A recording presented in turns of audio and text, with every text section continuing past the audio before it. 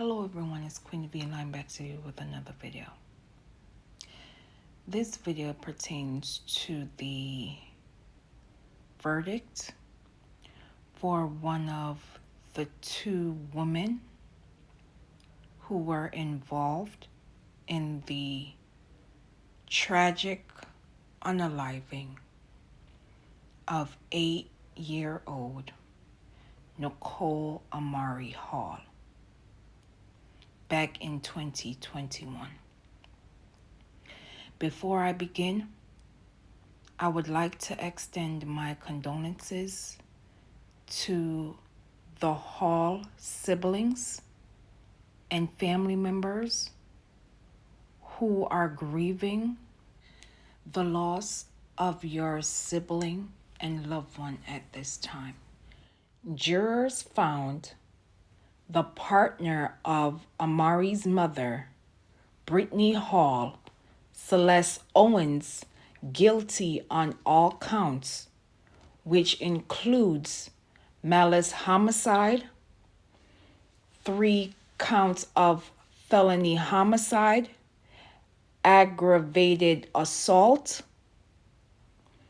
11 counts of cruelty to children, concealing the homicide of another, and making a false statement, to name a few. On December 13th, 2024, the judge sentenced Owens to life without the possibility of parole, plus a consecutive 235-year sentence. The judge stated in part, "You will never see the light of day to perpetrate this type of behavior, cruelty, and evilness upon another person." Reports stated that Owens hit Nicole Amari Hall in the head several times and placed the 8-year-old child in a garbage bag and then dumped her body. Reports also stated that Nicole Amari Hall was a child who was diagnosed with autism. The report would also confirm that Amari Hall's unaliving was listed as battered child syndrome. In the meantime, Amari's mother, Brittany Hall, who was indicted on 17 counts 2 years ago on charges that included malice homicide, cruelty to children in the first degree, concealing the unaliving of another, and 2 counts of false statements, to name a few. At the time of her arrest, she was on probation for felony theft and assault prior to the discovery of Amari's body. Reports would go on to state that there were state records which showcase welfare investigators had 3 previous cases against Brittany Hall, one in 2015, one in 2017, and one in 2021. According to the Georgia Department of Human Services Division of Family and Children Services, DHS stated in part, they had no reason to believe the child was in imminent danger. Those allegations included the abuse of a recorded video of Amari Hall and her siblings. Other allegations included one of the child being hit in the face and back, in addition to being punched and kicked. Now you will watch the sentencing of Celeste Owens, and I will be back with my commentary. On that, the court does hereby sentence you as follows. Account 1, malice murder. You are hereby sentenced to life without the possibility of parole.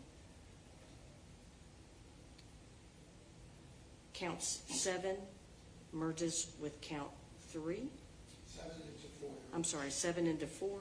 Count 6 merges into count 3. And count 5 merges to count 2. Counts 2, 3, and 4 are vacated by operation of law. On the remaining counts, counts 8 through 18, and counts 19 and 21, the court does hereby sentence you to consecutive 235 years. So life without parole plus 235 years. You will never see the light of day to perpetrate this type of behavior, cruelty, and evilness. I cannot begin to imagine the trauma that Nicole Amari Hall experienced and her siblings. I cannot begin to imagine what an 8-year-old child with special needs was going through at the hands of someone that her mother brought around her and her siblings. This tragic story is troubling in so many ways. Here we have a mother who should have protected her child and should have protected her children. Instead, she allowed and participated in the unfortunate tragedy of one of her own children because she was in love. This is selfishness. Being a parent is a tough job. It's an unpaid job where you work 24/7, 365 days, 366 days in a leap year. There are no vacations. And it's even double when you have a child with a medical condition. I've also stated it's okay to hand over your parental rights to the state. I get it. Some people just don't want to be parents, and that's okay. The state comes in and hands over guardianship to a relative, a family friend, or someone who enjoys having children around. It's okay. It's not a crime. The fact that there were allegations against Brittany Hall in regards to her children on multiple occasions, and the Department of Family and Children Services in Georgia denied those allegations, stating they had no reason to believe the child was in imminent danger. Other allegations included abuse being recorded on video, and still, Nicole Amari Hall and her siblings were denied. These siblings were denied on two fronts. They were denied by their mother, who should have protected them, and loved them, and they were denied by the system in which persons were bringing allegations to them, informing them that this child and her siblings were being abused. This could have been avoided. This baby deserved the right to live. Her siblings deserved to be in a calm and loving environment.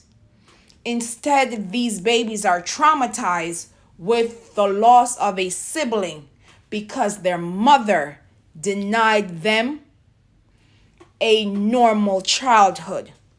She aided and supported the unaliving of one of her children at the hands of her partner,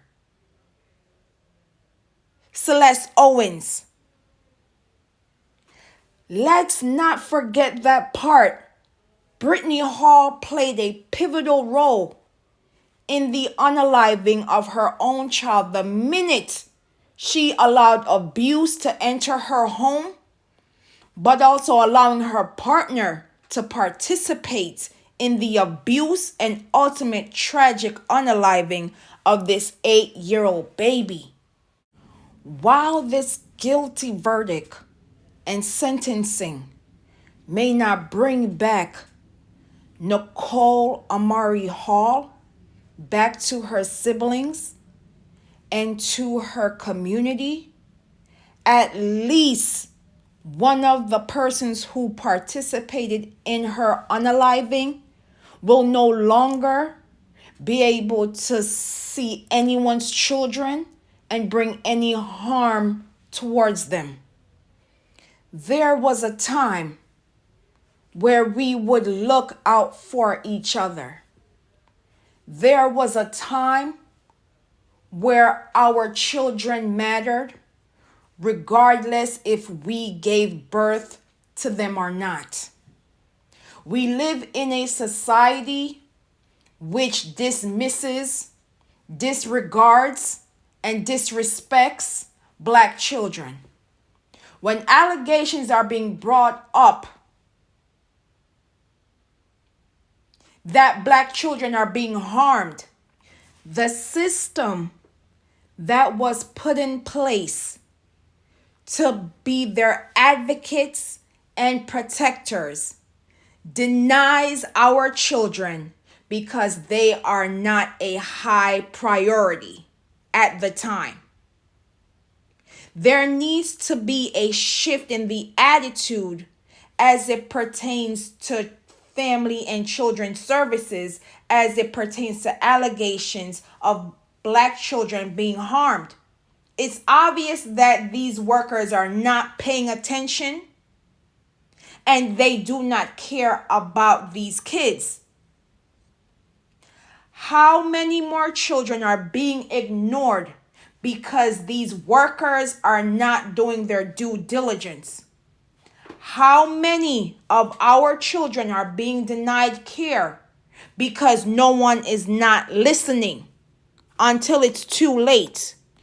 How many more of our children must suffer because the adults are not doing their due diligence as it pertains to protecting and advocating for our children when allegations are being brought up of abuse? Our children deserve to survive, thrive, and live to be the best versions of themselves. We are literally losing out on our future. When will we say enough is enough? I will leave in the comments and description below for organizations and hotlines as it pertains to child services. Autism Speaks. Protect Black children. Say their names, known and unknown. Say her name. Nicole Amari Hall. Justice for Nicole Amari Hall. And as always, please be safe out here, and I will see you in the next video.